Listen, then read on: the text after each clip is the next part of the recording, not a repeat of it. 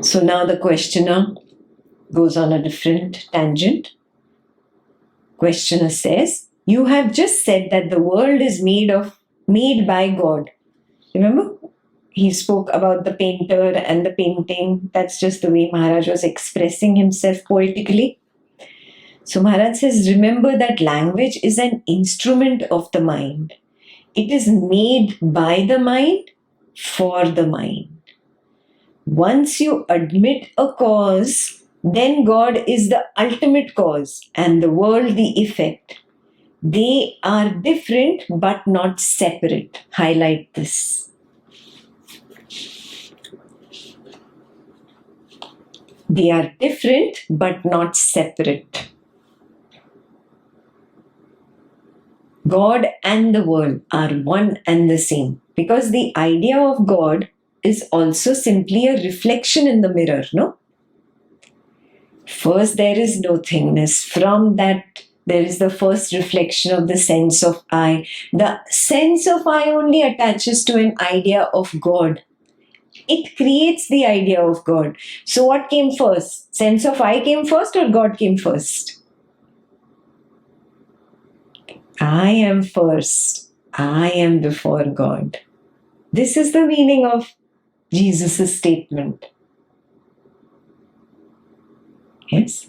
So, sense of I is first. Then all the stories of God and the world appear.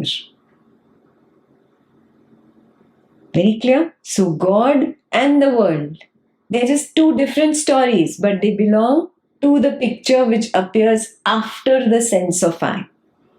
So, they are different in words, in ideas, but they are not separate. Because everything that appears after the I is nothing but the same reflection. Yeah. Very, very clear. 100% clear about this. Yes. I am first. Then is the idea of God.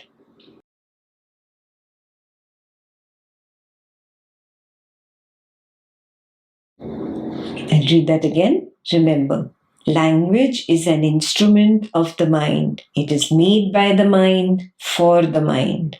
Which means Maharaj was just talking about God to explain his idea of how he sees this world.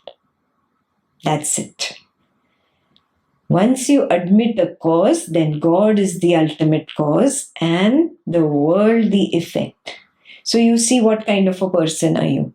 Do you need a cause for everything in this world, in this waking world? You're still stuck at Dvaitam level. It means you're still holding on to the unreality of the world and assuming it to be reality. And now you want this reality to be designed by somebody. So you're saying, okay, God is the cause, and this reality of this world, which I assume as a Dvaitan to be reality, this is the effect of God. So God is cause, world is the effect. I'm still stuck at the Dvaitan level. So till the time you admit that there has to be cause and effect, then okay, God is cause and the world is the effect. But the moment you progress to the higher level, at the level of Advaita, they are different but not separate. Now I see, oh, it's all a reflection, one reflection in another reflection, and another reflection, another reflection, multitude of reflections. Everything is the same consciousness. There is no two, Advaita. So these might be called two reflections, but actually they're nothing but the same. They're not separate. They're both reflections. Very clear? So all names and forms are nothing but reflections. They might seem to be different reflections, but they are not separate, including the idea of a God. Absolutely clear?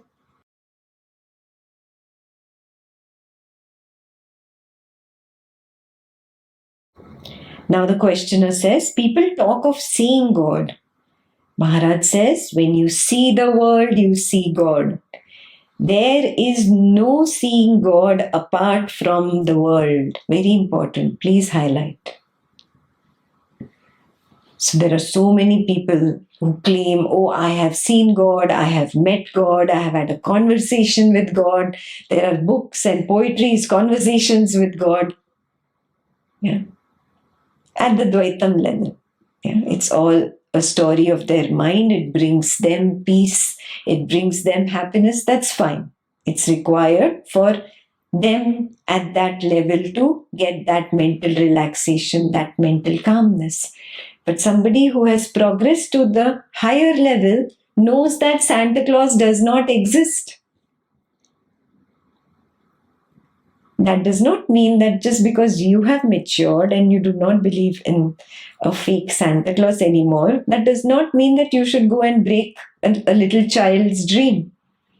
Let the child mature naturally and come to that age where he can accept that Santa Claus is not real. Yeah. So please don't go after this session and start talking now. There is no God, okay? No.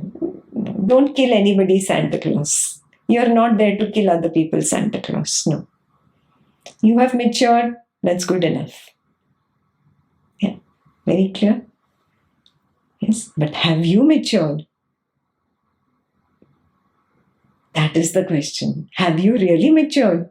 Or is this maturity restricted to 2 hours of I am that session and the rest of the week, 6.5 days, you are back to the same Dvaitam belief, doing puja of the God, going to the temple, asking, you give me this, I'll give you 10 laddus. Oh my God, as if God was hungry for your 10 laddus. Without your 10 laddus, God was not going to give you this. Wow. Your God takes bribe? He doesn't work without a bribe? What a corrupt God you have. Wake up, wake up, wake up to the truth. All an idea of the sense of I. And nothing to blame, nobody to blame. Everybody goes through childhood, right? You also went through childhood. You believed there was a Santa Claus, and then you came to an age where you stopped believing. Natural maturity. You also went through childhood. You played with toys. Your doll was real. Your little red toy car was so dear to you. One wheel came off of that little toy car and you cried the whole day as if the ceiling has fallen on your head. Right? Now you don't really worry about that little toy car. You don't worry about that doll. You matured naturally. Correct? Yeah? You don't hate the car, but you don't have any attachment anymore. Exactly the same thing happens with the idea of God. You don't hate God once you're an Advaitin. You don't hate the people who have that reverence for an external God and an external world. Okay, you play with your toys, that's fine. I am beyond that. I have recognized there is nothing like God. So, homework question for you. Really sincerely contemplate. Have I matured? Are these Dvaitam concepts of God shed away naturally yet? Or am I still stuck somewhere? Many people ask me that, okay, I have matured, but my family has not matured. So, just for their sake, I will read out a God story to the kids. But you know what you're doing, right? You're doing exactly what your parents did to you. Yeah? Now at the age of 30, 40, 50, now you're sitting in class and unlearning what they made me learn. So you be very vigilant. Is this what I want my child to go through? 30 years down the line, do I want my child coming to me and saying, what did you teach me and why?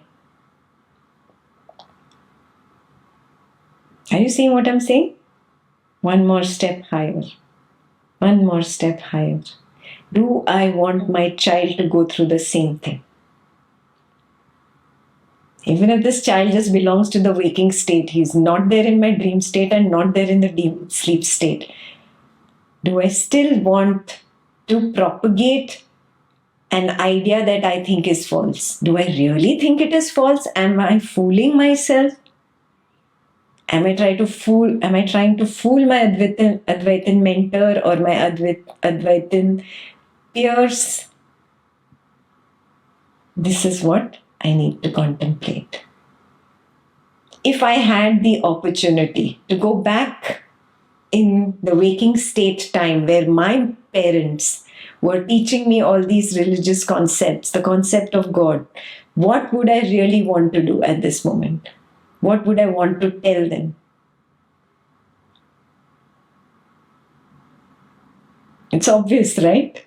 Please don't teach me something that I will have to unlearn 20 years later, because it's a lot of hard work. It's very painful. It's so difficult. Yeah. Don't make me go through the whole process of ripping the bandage. It's painful. Wouldn't you want to tell them that? Now, if really you would want to tell them that, you know the answer to the question, how should I do my child's upbringing? Time to contemplate, okay? Not time to ask me. Contemplate. Answer lies here, within. So people talk of seeing God. Maharaj says, when you see the world, you see God. There is no seeing God apart from the world. Beyond the world, to see God is to be God. Beyond the world, to see God is to be God. The light by which you see the world, which is God, is the tiny little spark. I am. Again, the light by which you see the world, which is God, or the light by which you see the two ideas of the world and the God, is the tiny little spark I am. Stop there, because it's a long sentence. Means what? First, in that nothingness, the sense of I am comes up. Then that I am attaches to an idea of the God or an idea of the world. So, how did I see the world or God? Because of the spark I am. Very clear? I'll read that sentence again now. The light by which you see the world, which is God, is the tiny little spark I am. Apparently so small, yet the first and the last in every act of knowing and loving.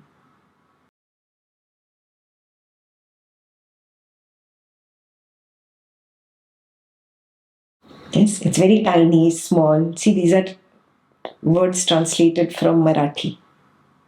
Yeah. Tiny, small simply means subtle.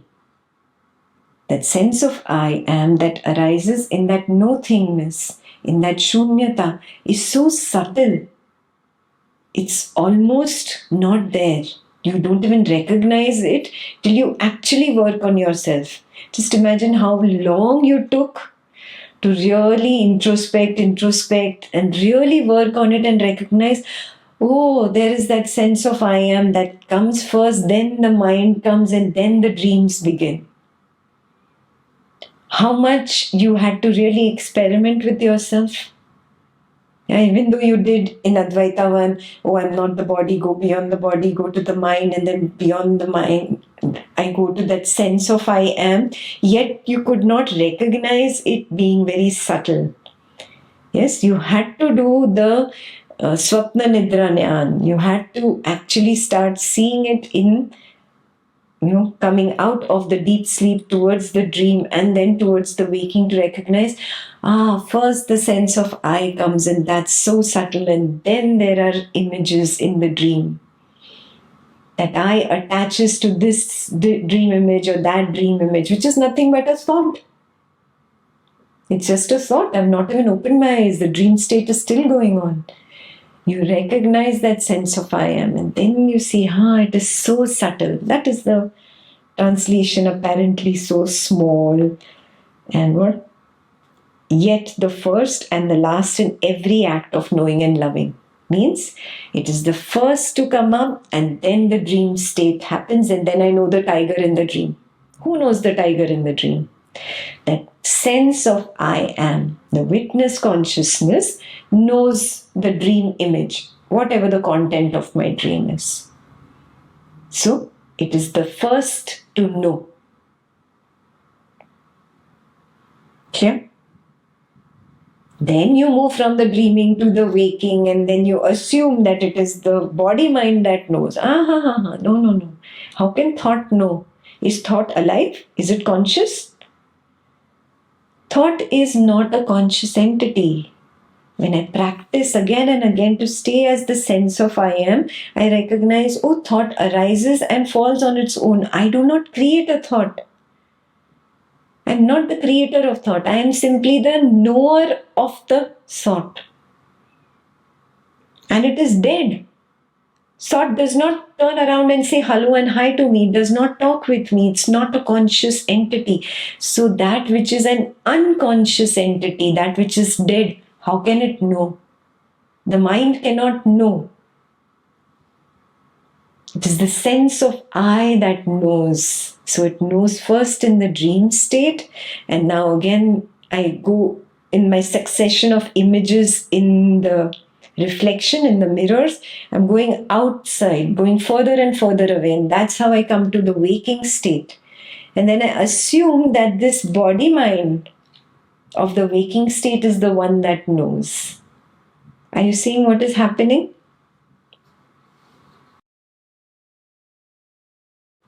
In the succession of images, the closer you are to reality, you are closer to the deep sleep state, and you recognize the sense of I am. Yeah, the first reflection in the mirror, the first one, that is the sense of I am. Pure consciousness cannot see itself. Pure consciousness cannot know itself. Yes, but pure consciousness has a desire to see itself. It has a desire to know itself, and that is the sense of I am. It recognizes I am. That itself is the first reflection in the mirror. So if you have the two big mirrors next to you, the first reflection of your face, of your body in the mirror, is that sense of I am. Now go to the multiple images further away. As you go further away, you're going through the images of the dream state. What you see in the dream, sight, smell, taste, touch, sound, all these appear slowly. All this happens in your dream. And some dreams there are only sight and smell and taste. Maybe you're tasting a strawberry. In some dreams there is physical intimacy with the beloved. There is touch. Yeah, and everything else is blurred. So it depends on your attachment. It depends on what your dream is.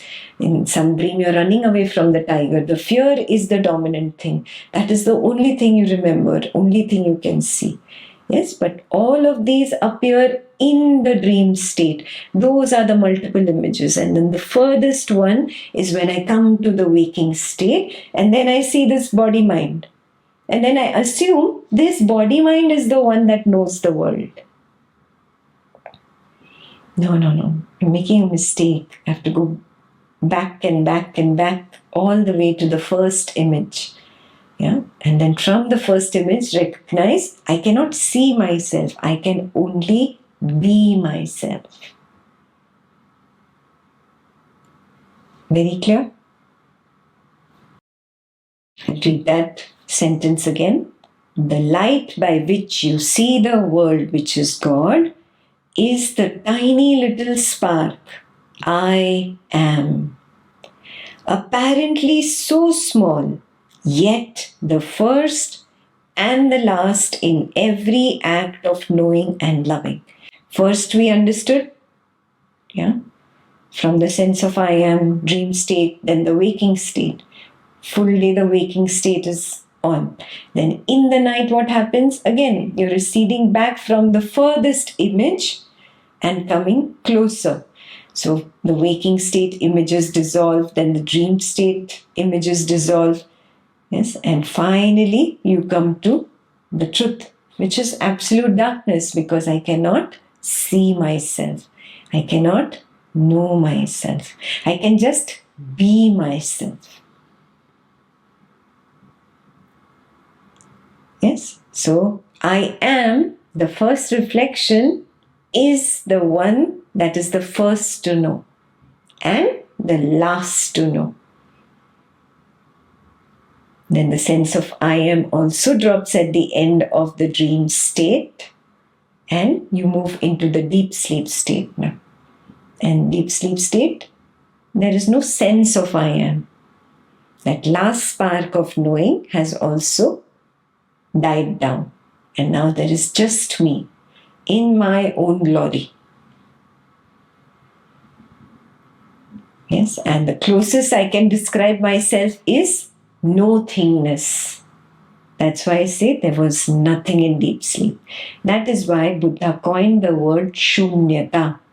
It is the closest word to our own direct experience of ourselves. Shunyata, nothingness, zeroness, emptiness, stillness. Very clear? Question says, must I see the world to see God?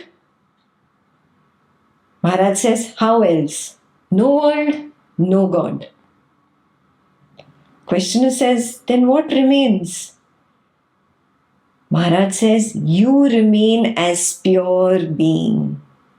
Yeah, when I take that journey back from the waking to the dreaming to the deep sleep, what happens? There is no world, there is no God, there is just pure being, shunyata, nothingness, pure being. And what becomes of the world and of God? Pure being. Yeah. The word in bracket is a Sanskrit word, avyakta, which means the unmanifest. Yeah. It is unmanifest, that pure being is in its unmanifested state.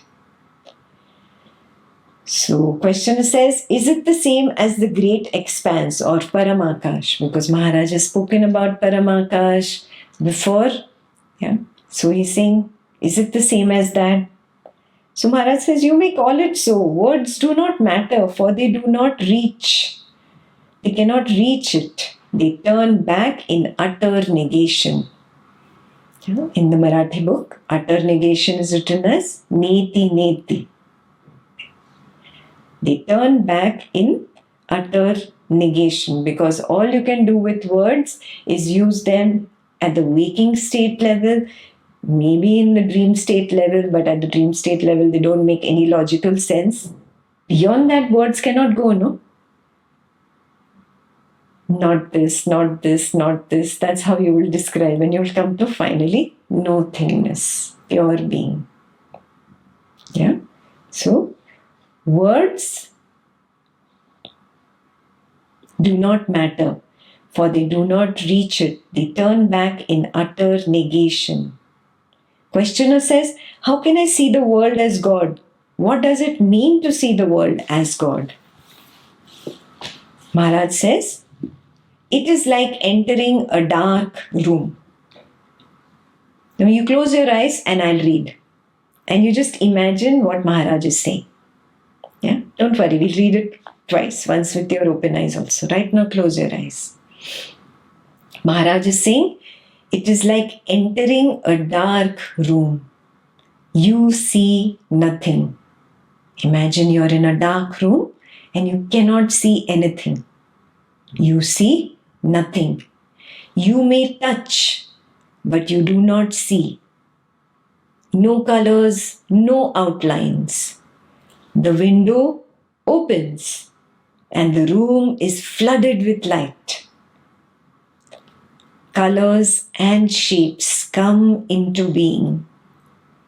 The window is the giver of light, but not the source of it. The sun is the source.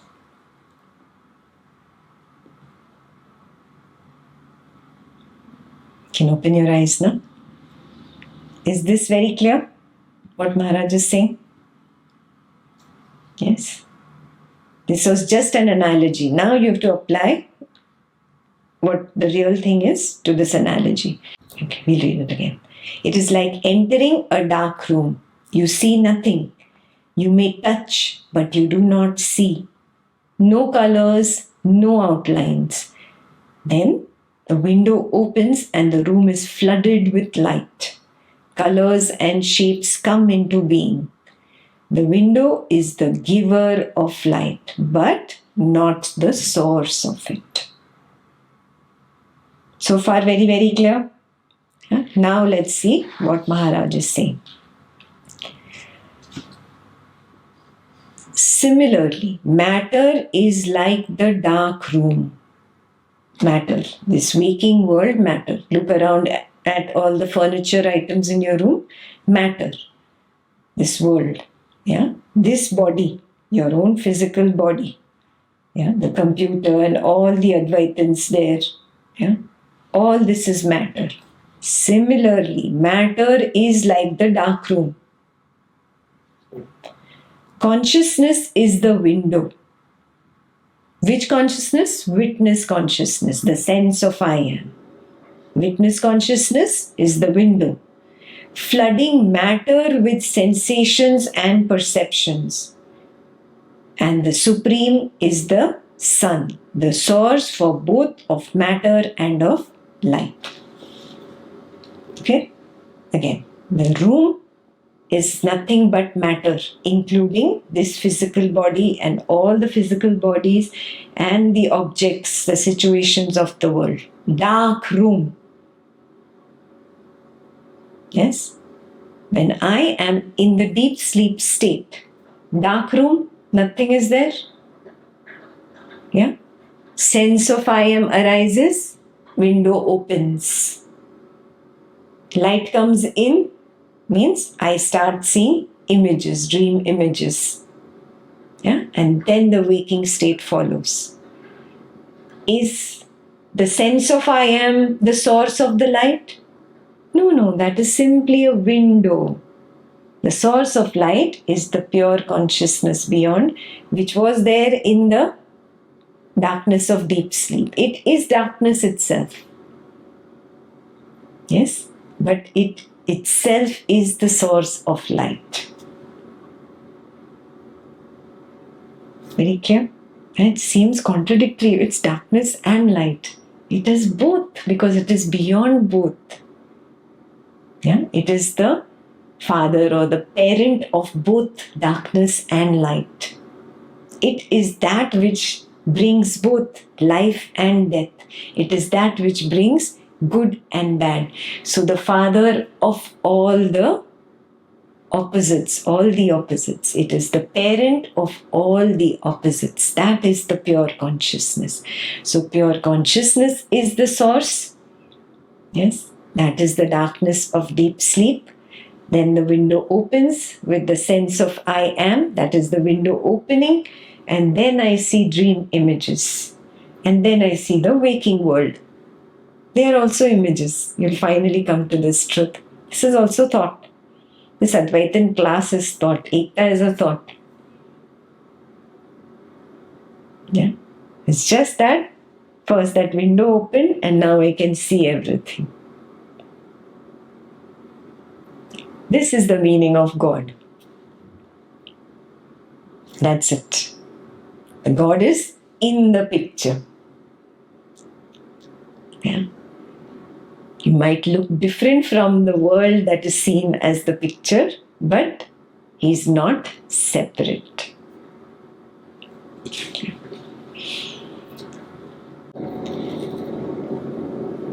So I'll just read the last part. Similarly, matter is like the dark room. Consciousness, which is witness consciousness, is the window which floods matter with sensations and perceptions. What is the meaning of sensations and perceptions? I start feeling all these sensations that make me feel that this is real, this is who I am. And perceptions of the world, sight, sound, smell, taste, touch. I start feeling the world really exists. All this happens first in the dream state. I have a dream body and there is a dream world. So it is that light that fills it with sensations and perceptions first in the dream state and then in the waking state.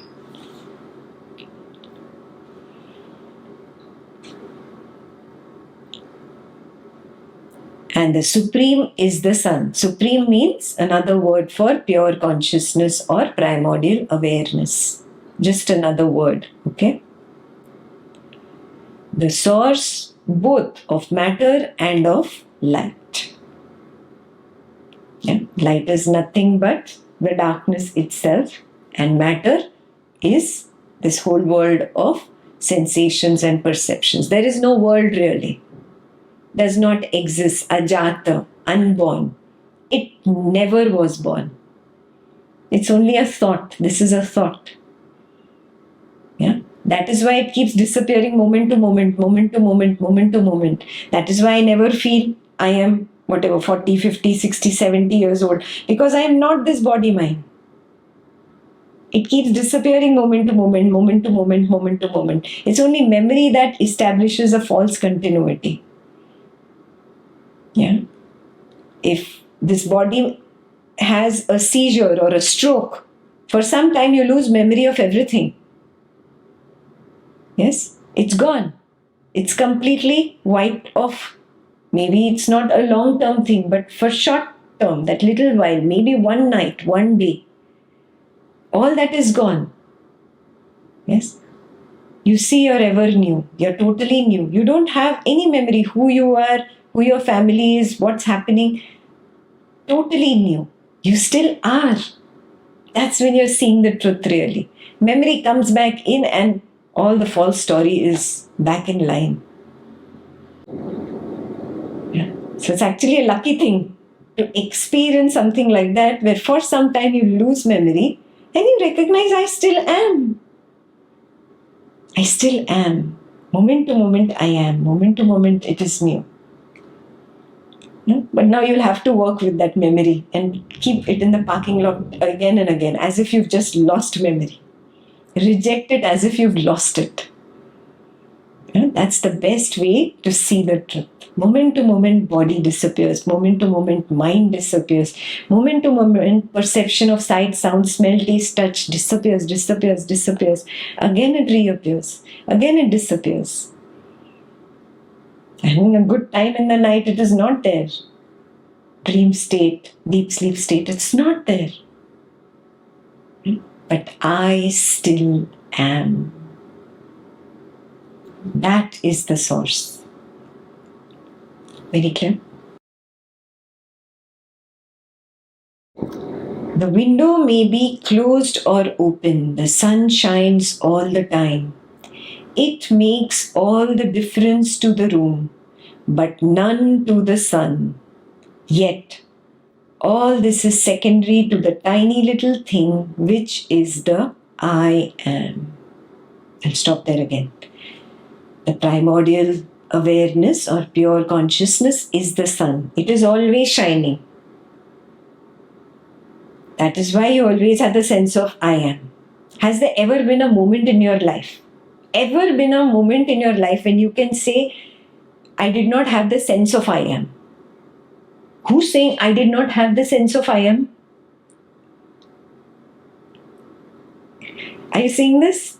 So it's not possible that you are not there. Yes, even if you say it for the deep sleep state, I was not there. Then who is saying I was not there? How are you so confident about I was not there? Somebody has to be there to say that I was not there. There was nothing there. Who's the one giving the gavahi? Who is providing this testimony that there was nothing there? That means that one was there, no? Do you see this? The one that is providing the testimony that there was nothing there, that was there. Yes, so that is the primordial awareness. That is the sun. That is who I truly am. The supreme is what I am. The Brahman consciousness, the sun. Very, very clear? It's not somebody else that is the sun, the guru, the god, the external Advaitin teacher. No, no. No, no. Wrong number. Wrong number has been dialed. I am the sun. I am the supreme. I am Brahman. There was never a moment that I can confidently say that I was not. Then who is saying I was not? That means that was there to say that I was not. Very clear? So the sun is always there, whether the window may be open or closed. That means whether the sense of I am is there or not there.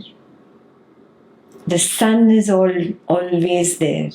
So you are very well aware that you are the higher witness. Do you see that? You know it for sure. You know it that you are the higher witness, the one that is looking in the mirror. You know it is you.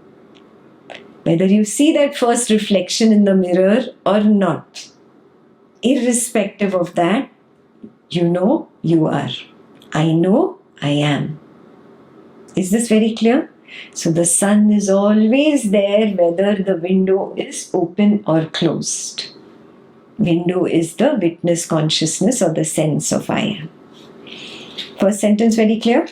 The window may be closed or open. The sun shines all the time. It makes all the difference to the room, but none to the sun. It does not make any difference to the sun, the supreme. I am all the time, the higher witness. Yet all this is secondary to the tiny little thing which is the I am. Still he is giving importance to the tiny little thing I am, the sense of I am. Let's see why. He's saying, without the I am there is nothing. All knowledge is about the I am. False ideas about this I am lead to bondage. Right knowledge leads to freedom and happiness. Why is he saying this? I would have never recognized that I am the higher witness without first locating this sense of I am, the lower witness. First I recognize the sense of I am.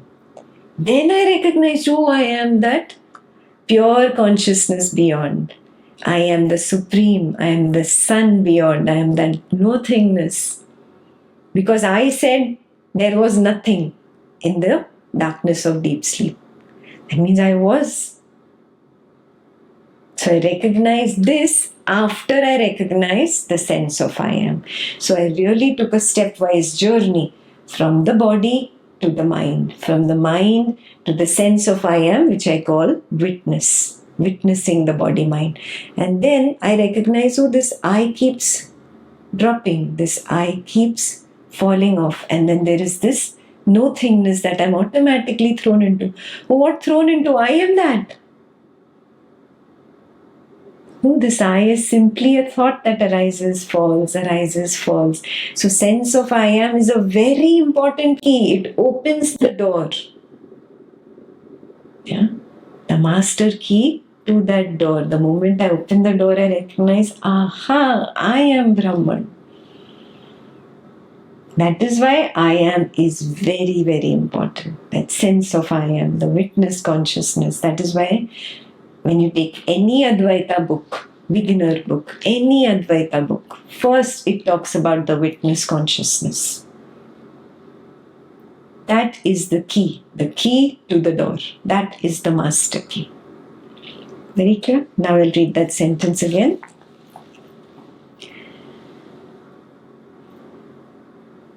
The window may be closed or open. The sun shines all the time. It makes all the difference to the room, but none to the sun.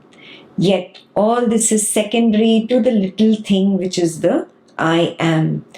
Without the I am, there is nothing. Please highlight. Without the I am, I could not have gotten there. Correct? body to mind, mind to I am, from I recognize I'm the supreme. I am was the lower witness. Now I recognize I'm the higher witness. I came this way. Yeah. Now start going back out. From the higher witness, from no thingness, in deep sleep state, I recognize the sense of I am comes. After the sense of I am, the I attaches to this idea or that thought. Then the dream images come. So without the I, there is nothing. Very clear? The this and that is the something. First there is I, it attaches to something. Then only all the world appears. Without the I, there is nothing. Very clear? All knowledge is about the I am. False ideas about this I am lead to bondage. Right knowledge leads to freedom and happiness. What happens in many different paths, Dvaitam paths? Why is there bondage still on the Dvaitam path? When they come to I am, they say, aha, this is the soul. So now I have an individual I am and you have an individual I am. So I have an individual soul and you have an individual soul. And so now mine is a Hindu soul and yours is a Muslim soul and yours is a Christian soul, and their division starts, bondage starts, and hatred and anger and all those, all the chaos that can go on there. Then my guru is better than your guru, my organization is better than your organization. You're stuck big time. You're in marshland. Yeah? Wherever you put your foot, you're going to go deep down into the marsh. Yeah? So, get out of that. How do you get out of that? By recognizing the truth. The truth is only one, Advaita. There is no two. There is no two. Yeah? That belief of two is bondage. The wrong idea of the sense of I am leads to bondage. Clear? So bondage is not just on the spiritual path. Then you have taken it into the waking world and you have now believed, oh, the sense of I am belongs to this physical body. This physical body is called Ekta, and Ekta is real, this world is real. This personal world of Ekta is real. Bondage. Because of my ignorance. Because I did not understand that I am not the window through which the light is coming. Sense of I am is only the window. I am the sun beyond. That is what I have missed. Very, very clear? False ideas about this I am lead to bondage. Right knowledge leads to freedom and happiness.